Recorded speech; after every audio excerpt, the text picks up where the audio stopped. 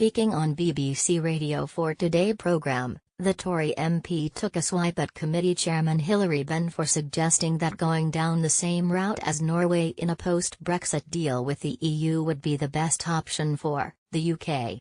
Mr. Chop argued that the great advantage of leaving the Brussels bloc was so that UK businesses who do not deal with the EU would be finally freed by EU regulations, something the Norway option would not allow. He said, "Businesses that do business with Europe will have to follow their rules if they wish to sell into their market, but a lot of UK businesses don't do business with Europe and they would be freed from European regulations and they will be able to step into overseas markets.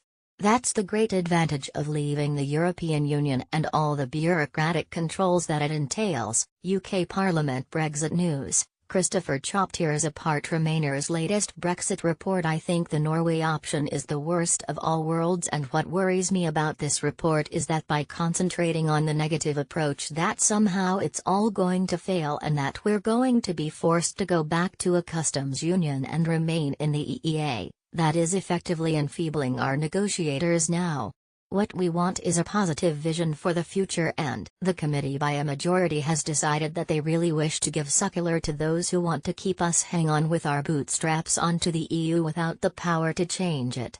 Arch Remainer Hilary Benn, who fought for the approval of the latest committee's report, argued that allowing the UK to remain in the customs union and the EEA, like Norway, would give businesses the opportunity to continue to employ EU workers in the future. "Something UK businesses are worried about," he claimed. Mr. Benn said, "The Prime Minister now accepts that we are going to maintain pretty close alignment because otherwise if we diverge we are going to lose access to a market that is very important to us. Concentrating on the negative approach is effectively enfeebling our negotiators now, Christopher Chop, and if you are going to maintain alignment that means accepting any future changes if you want to continue to sell into that market.